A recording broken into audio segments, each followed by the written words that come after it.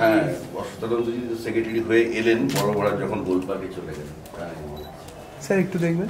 হ্যাঁ, আর 1 লক্ষ ভাগের 1 ভাগ তো আমাকে দিতে পারবে।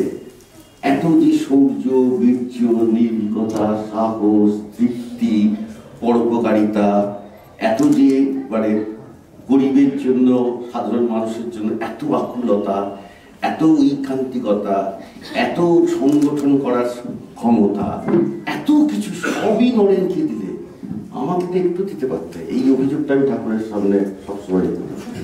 তো যাই হোক, সেই স্বামীজি আমাদের জীবনের আদর্শ। আমি একবার চণ্ডীগড়ে চাকরি করার সুবাদে একটা বড় ফাংশনে ছিলাম চিফ গেস্ট হিসেবে। তো সেখানে একজন রিটায়ার্ড লেফটেন্যান্ট জেনারেল আমার পাশে বসেছে। তো তারপরে যখন অনুষ্ঠান হয়ে গেল, তো তারপরে চা খেতে খেতে উনি আমাদের বলছেন, আপনি বাঙালি? আমি বললাম যে ইয়েস জেনারেল, আমি বাঙালি। বলো, বাঙালি হলেই আমার একটা শ্রদ্ধা ভিতর থেকে চলে আসে। কেন কেন জেনারেল? তখন বলছেন যে গোটা ভারতবর্ষ আপনি বলুন যে একটা মানুষ যার নাম সবাই জানে, যাকে সবাই শ্রদ্ধা করে, যাকে সবাই ভক্তি করে, কে সে নাম? তাই বললো, আপনি কি স্বামী বিবেকানন্দ কথা বলছেন? বলে, ইউ আর রাইট।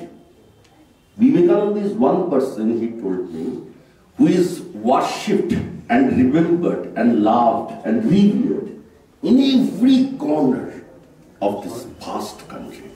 এটাই ভদ্রলোক বলেছিলেন। আর আমরা যখন আনন্দপুরে পড়তাম, তখন বড়রা যে আমাদেরকে বলেছিলেন, দেখো বিবেকানন্দর যা লেখা সেটা তোমরা পড়ে উঠতে পারবে না সারা জীবনে, তো দুটো কথা মনে রেখো।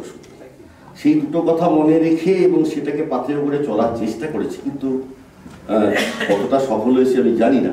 যে দুটো কথা বড় বলেছিলেন, একটা হচ্ছে যে স্বামীজির কথা যদিও, this is the gist of all worship, to be good and to do good to others. এটা হচ্ছে স্বামীজির বক্তব্য। কি অসাধারণ কথা! This is the gist of all worship. সব পুজোর সারাংশ হচ্ছে এইটুকু, to be good and to do good to others.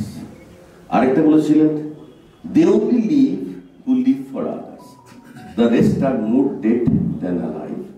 এও স্বামীজির কথা। স্বামীজির মধ্যে এত চাঁচা ছোলা কথা বলার মতন মানুষ অন্তত আমি আমার জীবনে দেখিনি।